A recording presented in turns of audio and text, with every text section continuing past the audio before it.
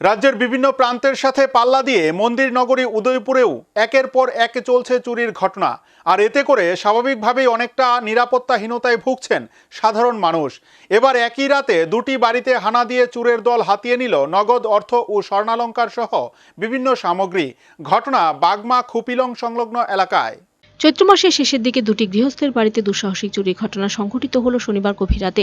ঘটনা বাগমা খুপিলং সংলগ্ন এলাকায়। ঘটনা বিবরণে জানা যায়, খুপিলং গ্রামের বাসিন্দা বাপন দাস ও গরিদত্ত এই দুই বাড়িতে গতকাল রাতে চুরিকাণ্ড সংঘটিত করে চোরের দল। অন্যান্য দিনের মতো এই দুইটি পরিবার প্রতিদিনের মতো কাজকর্ম খাওয়া দাওয়া সেরে ঘুমিয়ে পড়েন। কিন্তু সকালে উঠে দুইটি পরিবার দেখতে পায় তাদের দুইটি ঘরে চোরের দল দরজা ভেঙে প্রবেশ করে লুটপাট চালানো হয় ঘরের আলমারি থেকে শুরু করে বিভিন্ন আসবাবপত্রে। গরিদত্ত জানান, নগদ 50,000 টাকা স্বর্ণালংকার নিয়ে চম্পট দিয়ে চোরের দল। একই অভিযোগ করেন বাপন দাস। কিন্তু প্রশ্ন উঠছে, এসপিও ক্যাম্প থেকে মাত্র 200 মিটার দূরত্বে এই ধরনের চুরিকাণ্ড সংঘটিত করল চোরের দল।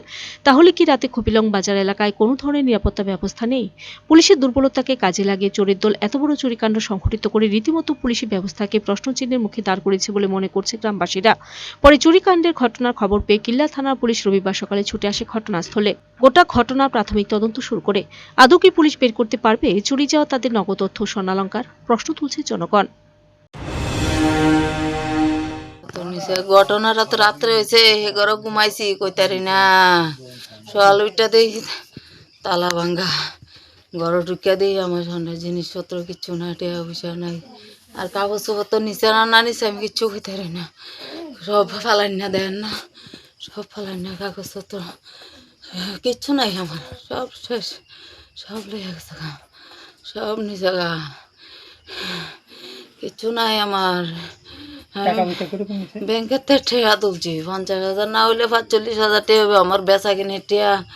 যে যেমনি ভাতা আছে এমনি টেয়া দিতে আছে, মাল বেচছি আমি এজনে বাহি বক্কা দিতে। আমি এএসআই দুলাল চন্দ্র দাস, কিল্লা পিএস। তো আজকে সকালবেলা আমাদের থানাতে একটা ইনফরমেশন যায় যে কুপিলংয়ে বাজারের সাথে দুইটা বাড়িতে রাত্রেবেলা চুরি হয়েছে। তো প্রথম হলো বাপন চন্দ্র দাস 40, বাবা হয়েছে ধীরেন্দ্র চন্দ্র দাস, বাড়ি কুপিলং বাজারের সাথেই। তো ওনাদের বাড়িতে রাত্রেবেলা কে বা কাহারা একটা ঘরের তালা কাটার পর ঘরে ঢুকে ক্যাশ 13,000 টাকা, স্বর্ণের কিছু জিনিস, একটা আংটি, তারপরে একটা চেন আর কানের দুটো জিনিস নিয়ে চোর নিয়ে যায়। তো তারা তো এই তাদের মাতৃদশা চলছে, তারা ওই ঘরে ছিল না, পার্শ্ববর্তী রুমেই তারা সবাই ছিল। কিন্তু তারা কোনো চুরি হওয়ার টাইমে কোনো শব্দ বা আওয়াজ পাইছে না। সকালবেলা অনুমান কটার দিকে হয়েছে, অনুমান তারা যে বক্তব্য, তারা 5টার সময় এই ঘরে আয়া দেখে তাদের ঘরের দরজা খোলা এবং জিনিসপত্র এলোমেলোভাবে ছড়ানো ছিটানো আছে। এটা হলো বাপন দাসের। আরেকটা হইল শ্রীমতী গৌরী দত্ত দাস, 43 বয়স।